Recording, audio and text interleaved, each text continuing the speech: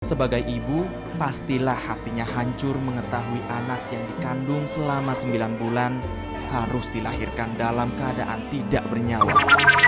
Setelah menikah, Nuryati dan aku sempat beberapa tahun menanti kedatangan buah hati. Setelah memasuki tahun ketiga, akhirnya Tuhan mempercayakan seorang anak kepada kami, Valdi Arsyad. Itulah nama yang aku berikan untuk anak sulungku. Kami sempat cemas ketika ia baru lahir, karena ia sempat meminum air ketuban. Tapi untunglah, Valdi tidak apa-apa. Tahun 2003, Nuryati kembali hamil.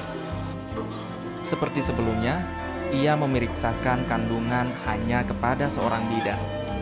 Kondisi keuangan serta jarak tempuh dari rumah menjadi pertimbangan kami.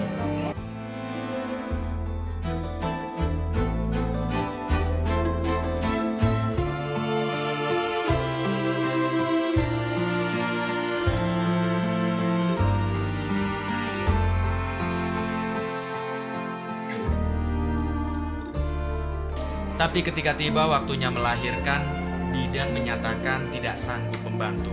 Aku pun membawa istriku ke Rumah Sakit Budi Kemuliaan, Jakarta. Di rumah sakit, mendadak saja alat USG yang akan digunakan untuk mengetahui keadaan bayiku tiba-tiba tidak dapat berfungsi.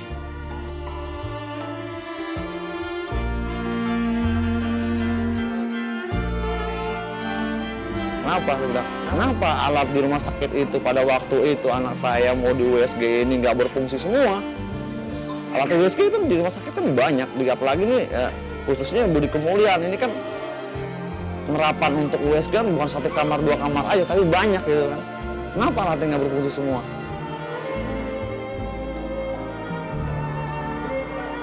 Aku mulai panik.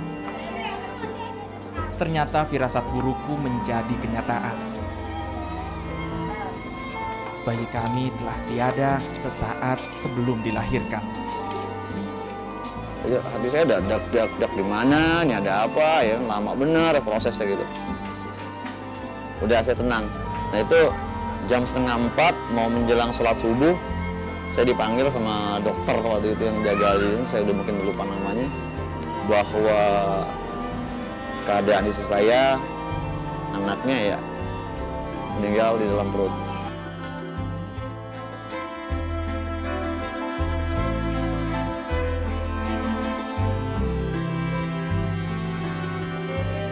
Aku bisa memahami perasaan istriku. Sebagai ibu, pastilah hatinya hancur mengetahui anak yang dikandung selama 9 bulan harus dilahirkan dalam keadaan tidak bernyawa. Meskipun demikian, Nuryati tetap berjuang sekuat tenaga untuk melahirkan bayi kami.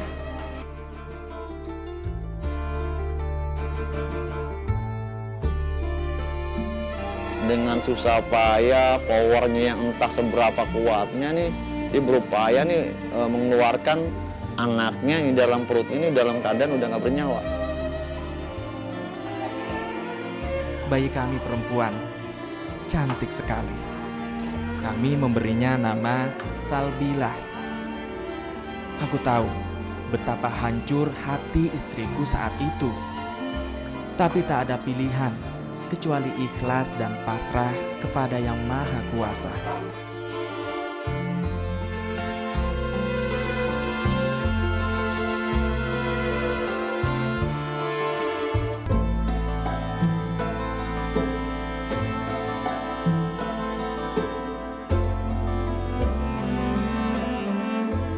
Setelah kejadian itu, kami tidak merencanakan untuk mempunyai anak lagi. Tetapi ternyata Tuhan masih mempercayai kami untuk memelihara satu lagi anak yang dititipkannya. Setahun setelah kelahiran Salbilah, istriku kembali mengandung. 4 tahun itu saya tuh spontanitas saya ngomong, ya besok mau periksa. Ya khair, saya bilang silakan. Akhirnya diperiksakan kehamilannya di rumah mertua sana. Alhamdulillah positif.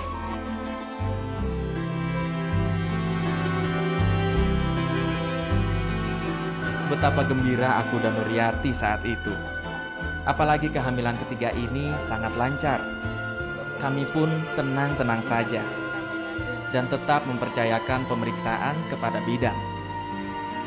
Ketika kehamilan memasuki usia 7 bulan, aku mengajak istriku menjalani pemeriksaan ultrasonografi untuk mengetahui keadaan bayi kami. Pemeriksaan USG menyatakan bayi dalam kandungan Nuryati kembar. Itu keluar istri saya bilang, ya sini deh ya, bisikin. Apa? Bayinya kembar, alhamdulillah. Kok bisa tahu, saya bilang. Ini hasil USG-nya, saya lihat. Wallah, saya bilang. Ini kepala, ini badan, ini kaki. Ini kepala, ini badan, ini kaki. Dua berarti kan. Berarti ada sekat pemisah. Berarti bukan dalam arti kata seperti sekarang yang kamu udah lihat ya gini ya. Tapi nggak memisah begini. Berarti kan ini kan kembar, benar-benar kembar. Kalau nggak ada hasil sekat di menyatu begini, ya boleh katakan bahwa ini dalam hasil USG gini, oh benar itu anaknya gitu. Ya, memang kenyataannya memang kepala dua, tapi kenyataannya enggak. Itu yang saya dapat begini dari hasil USG. Terpisah, nggak menyatu. Demi keselamatan dan kelancaran saat persalinan, istriku memilih jalan operasi sesar.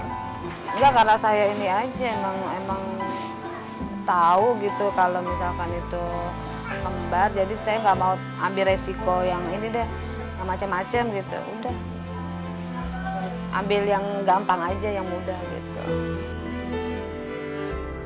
Tapi tidak ada manusia yang dapat menolak takdir yang maha kuasa. Begitu juga diriku saat itu.